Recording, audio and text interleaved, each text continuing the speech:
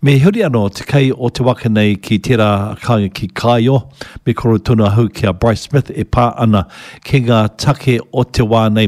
Bryce, briefly, in a conversation before Christmas, we had a bit of a call about the report of the Waitangi Tribunal. That's come out apparently the 24th was when that was released. I've actually been online and had a look at it, gone over it a little bit, need a lot of sort of more time to do that.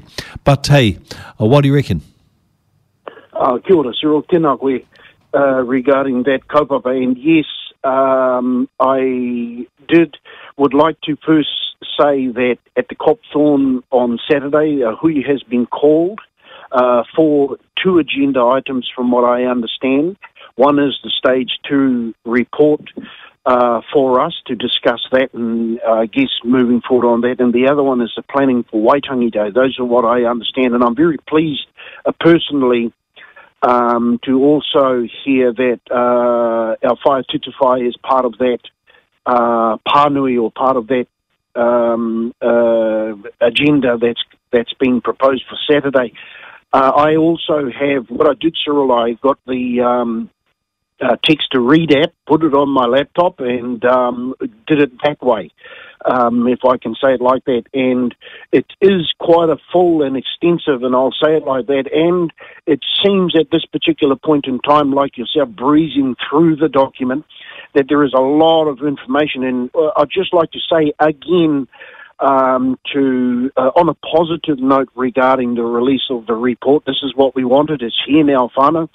On the amount of information that our tribunal had to put together and their way of incorporating, I'm going to say at least 99.9% of all of the issues that we spoke about through the rangatiratanga, kawanatanga part of our tribunal hearing. Where we go to from here is going to be the big question, considering that although we have Stage 2, I would like to make the suggestion that we've also got Stage 1 that comes along with the Stage 2 report. We need the time to discuss our process. I have a personal itching, I'll call it, where the work and the mahi that our elders did to put forward into these reports in the Paparahi o te Raki for Ngāpuhi, I'll say it like that, if I can, Cyril, was monumentous. I've read a lot of the other reports from the Southern Tribes and the Muri Whenua report, and a lot of the, I must say, although we were told by our grandparents the uniqueness of Ngāpuhi, and it's showing in these reports our unique behaviour and our significant behaviour on knowing full well where we want to be in this process, and not tolerating, I'm going to say, if we had the urgent hearing, and that was when Ngāpuhi spoke and delivered its position. We had a vote, and that was another opportunity where Ngāpuhi put its position. Now, where Ngāpuhi goes from there is up to Ngāpuhi. If there is an indication that any of the two events, the vote event and the urgent hearing event, is compromised in any way, then I think we're going to have some very minor concerns as to a new kaupapa or a new pathway moving forward. I do know for myself in some of the pre-discussions and meetings that were held with those elders, and many of them that aren't with us anymore, that the 1% status quo settlement process that all of the Southern Tribes and other tribes have gone through the English text of Te Tiriti is not where we're going. So I'm just reminding myself more than anything, Cyril, if I can say it like that on this platform, that we know where we've come from, and from my understanding, we know where we're going to be at the end of this. Tēnā koe, Cyril. Tēnā koe, Bryce. An important part of the process, and we've been waiting for a long time now for the release of these Stage 2 hearings, and of course the dedication of all those people. Many of them are no longer with us. Commitment made by them to ensure that our mokopuna would have a pathway forward to actually create, but also reconnect, recommunicate, and do all those things that are important to make the right decisions in regards to our rangatiratanga. And that has come out very strongly in the report. Number one, the continuation of Stage 1, that the hapu and reference to the hapu. I saw a lot of reference to the hapu rather than to the iwi, and I thought that was actually in itself said something about the approach perhaps the tribunal are taking now, rather than looking at a whole pan-tribal type scenario. Actually realised that in actual fact hapu were actually the main I'm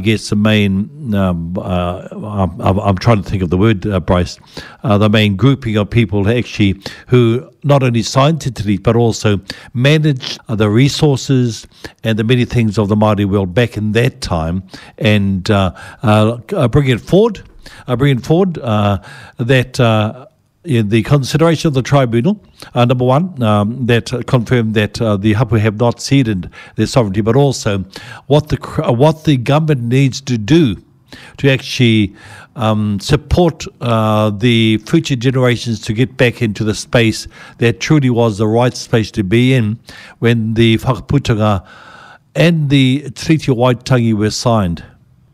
Tēnā koe, Cyril, and that is a perfect topic because that is the source of why we're here. The hapu were the ones that had their land taken from them.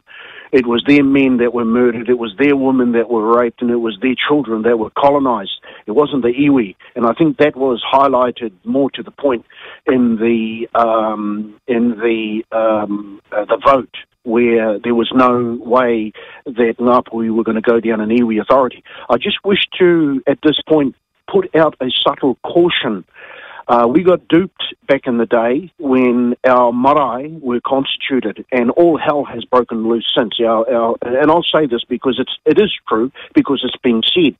Our trustees are running havoc through our marae, and not from their purposely doing because of a constitution. Now, if we have our hapu, the government have to have terms of reference to talk to hapu. This was a tribunal report. This wasn't the government saying this. This was what the tribunal said from our judiciary hearing. Whether the government accept that the hapu are going to be the ones that they're going to be negotiating with, well, that hasn't been disclosed yet. But I know we have the ability to. So, my point I'm trying to make here, Cyril, hapu have a terms of reference document that's international that our tupuna left behind, and we and I say this as well with utmost respect, we need to familiarise ourselves with that type of jurisdiction now that the tribunal have advocated in a report on the sovereignty matter, and that jurisdiction and that authority is the He Wahaputanga and the Te Treaty of Waitangi. So if there are terms of reference that we are going to allow the government to dictate to us by way of a constitution where they communicate with us, I'm just throwing that caution up there.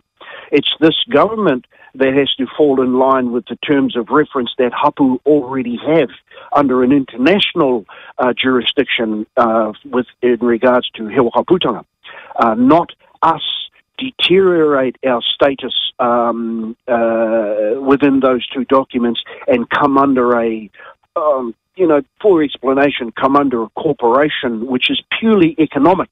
We have four other fingers in our hapu makeup in English, as well as the economics, the social, cultural, political and environmental. And if we accept economic terms of reference of communicating with this company, then the social, cultural, political and environmental become economic and we're only here to make money. I do understand that making money is important, or having that type of resource is important, because we can't trade if we haven't got an economic, but it has to be, and I'd like to conclude on this point, Cyril, by attempting to recite what one of the elders said very, very clearly and specifically, which was, we're not going to win this using law.